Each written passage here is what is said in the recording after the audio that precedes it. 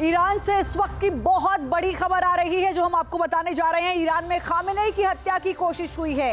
ये बड़ी खबर इस वक्त आपको बता दें, ईरान के पीपल्स मुजाहिदीन ऑर्गेनाइजेशन का दावा है ईरान में बेतल अंकाबुत कंपाउंड के पास भारी गोलीबारी हुई है। इस गोलीबारी में 100 से ज्यादा लोग मारे गए। ये बड़ी जानकारी आपको दे दें। खबर ये है कि सुबह की नमाज के दौरान अयातुल्ला अली खामेनेई से जुड़े कॉम्प्लेक्स के पास ये लड़ाई शुरू हुई। People's Mujahideen Organization of Iran, जिसे मुजाहिदीन ए खल्क यानी एमईके या मुजाहिदीन ए खल्क ऑर्गेनाइजेशन के नाम से भी जाना जाता है, जबकि MEK national council of resistance of Iran की मिलिट्री ब्रांच है, जो 1981 में बना डेमोक्रेटिक ईरानी ऑर्गेनाइजेशन ग्रुप और लोगों का एक कोएलिशन है और अब इसे मरियम राजबी लीड कर रही हैं। ये बड़ी जानकारी निकलकर सामने आई है कि ईरान में खामेनेई की हत्या की कोशिश हुई है।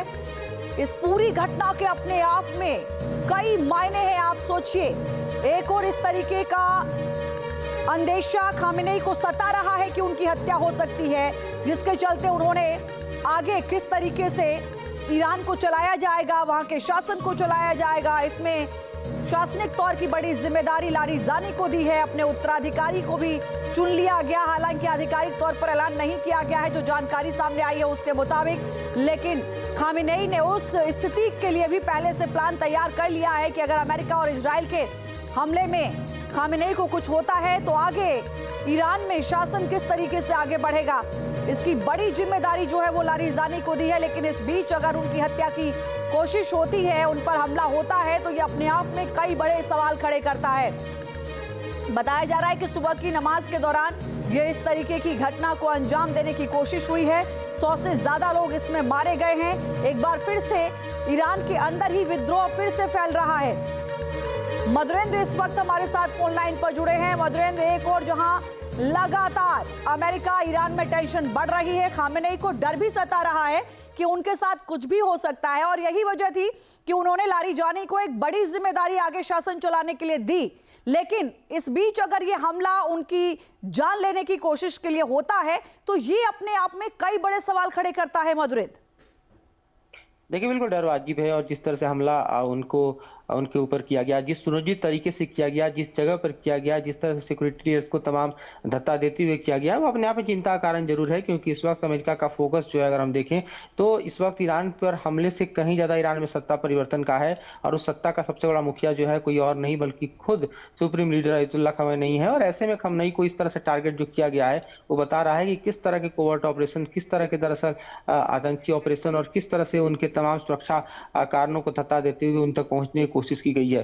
तो ऐसे में लारिजानी को ये जिम्मेदारी देना, ऐसे में उनकी सुरक्षा का नेतृत्व देना अपने आप में ईरान को अपनी सत्ता को बचाने के सबसे बड़े कदम के तौर पर देखा जाना चाहिए।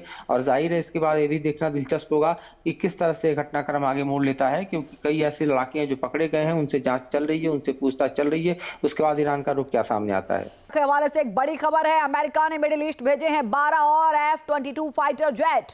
ये बड़ी खबर, 7 रिफ्यूलिंग एयरक्राफ्ट के साथ भेजे गए सभी फाइटर जेट। मिडिल ईस्ट में अमेरिका के 150 फाइटर जेट तैनात। अमेरिका ने ईरान की चौतरफा घेराबंदी की है। F-22 फाइटर जेट दुनिया का सबसे बेहतरीन फाइटर जेट माना जाता है।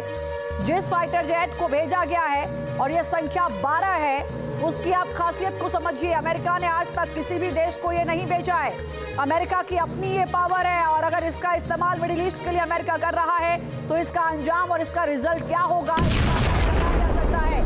बड़ी खबर, ईरान से तनाव के बीच इजरायली मीडिया के हवाले से एक बड़ी जानकारी। बेन गुरियन एयरपोर्ट पर देखा गया यूएस का रिफ्यूलिंग एयरक्राफ्ट, यानी अमेरिका इजराइल में अपने एयरक्राफ्ट को तैनात कर रहा है, जिससे युद्ध के हालात में फाइटर जेट को आसानी से फ्यूल पहुंचाया जा सके। बहुत महत्वपूर्ण मूवमेंट देखने को मिल रही है अमेरिका की ओर से। ईस्ट में अमेरिका की सैन्य ताकत और बढ़ गई है। अमेरिकी डिस्ट्रॉयर यूएसएस जॉन फिन भी सेंट्रल कमांड पहुंचा है। मिडिल ईस्ट में अमेरिका के कुल 12 वॉरशिप तैनात हो चुके हैं। ये बड़ी जानकारी आपको दे दें, कई दशकों में मिडिल ईस्ट में ये अमेरिका की सबसे बड़ी तैयारी है। पिछले 23 सालों के बाद इस तरीके की तैयारी देखने को मिल रही है, जिससे ऐसा लगने लगा है कि अगर बातचीत डिरेल हुई तो अमेरिका किसी भी वक्त ईरान पर बड़ा हमला कर सकता है। हालांकि आपको याद होगा ये जरूर कहा गया था ट्रंप की ओर से कि हम सीमित स्ट्राइक करेंगे, लेकिन ईरान की ओर से कहा गया कि सीमित स्ट्राइक कुछ भी नहीं होता। अगर एक भी कदम आपने उठाया तो युद्ध की शुरुआत माना जाएगा। और ऐसे में जो तैयारी है वो यही बता रही है कि अगर 26 फरवरी की वार्ता विफल रहती है तो अमेरिका बड़ा कदम उठा सकता है ईरान के खिलाफ। अब यूक्रेन की बात करते हैं। यूक्रेन के साथ जंग के 4 साल पूरे होने पर पुतिन ने पूरी दुनिया की टेंशन बढ़ाने वाला ऐलान किया। रूस के राष्ट्रपति ने अपने देश की मिलिट्री और न्यूक्लियर पावर बढ़ाने का दम भरा है। पुतिन ने आखिर कैसे न्यूक्लियर वेपन की रेस शुरू की और दुनिया के लिए किस तरह यह खतरे की घंटी बजाई है, वो इस रिपोर्ट के जरिए हम आपको दिखाते हैं।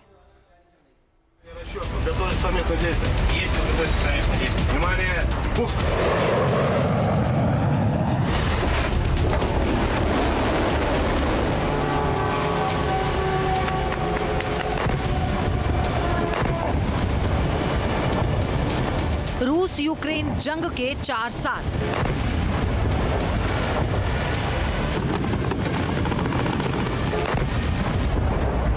बारूदी बौछार से बिगड़ा हाल।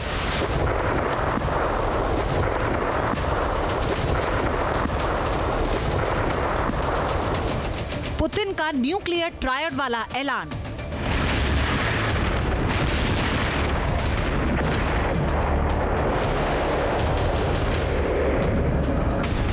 पूरी दुनिया के लिए तबाही का पैगाम। क्या पुतिन ने थर्ड वर्ल्ड वॉर की स्क्रिप्ट लिख दी है? क्या पुतिन पूरी दुनिया का तबाही का प्लान तैयार कर चुके हैं?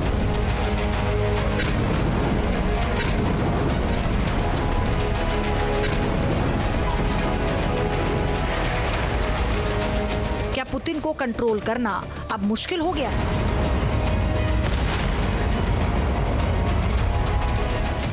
क्या पुतिन न्यूक्लियर वॉर का आगाज कर ही मानेंगे?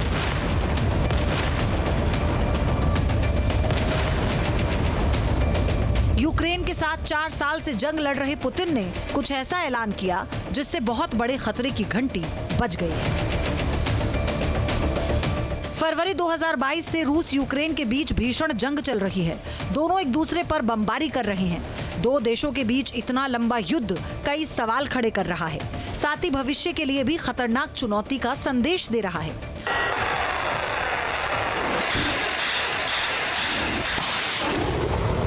मॉस्को ने 24 फरवरी 2022 को स्पेशल मिलिट्री ऑपरेशन शुरू किया था।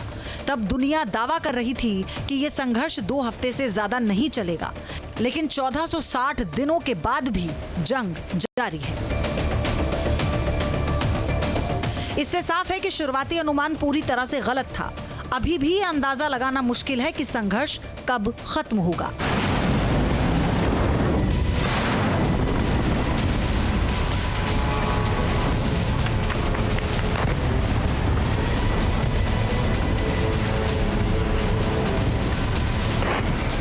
इस युद्ध में जितनी बमबारी रूस ने की है, उतनी ही यूक्रेन ने भी की है।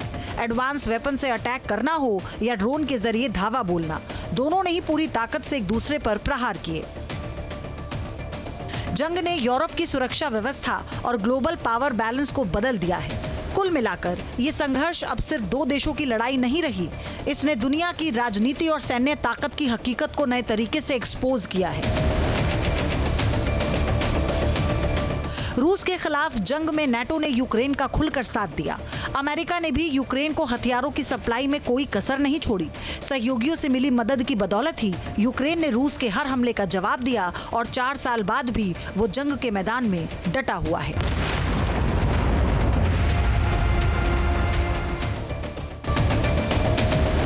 युद्ध जितना लंबा हो चुका है, नुकसान भी उतना ही हुआ है।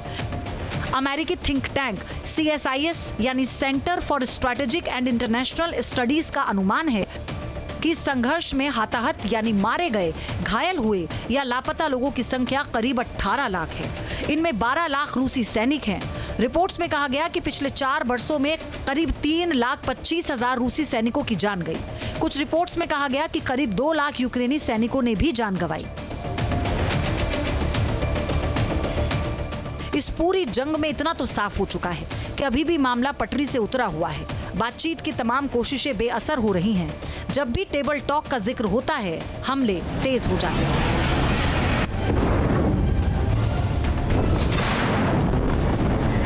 आपके मोबाइल पर तुरंत आएगी ब्रेकिंग न्यूज। स्क्रीन पर सबसे पहले दिखेगी बड़ी खबर। देश दुनिया की हर खबर एक जगह। अब आपके मोबाइल पर तुरंत फटाफट इंस्टॉल कीजिए न्यूज नेशन ऐप और रखिए खुद को अपडेट।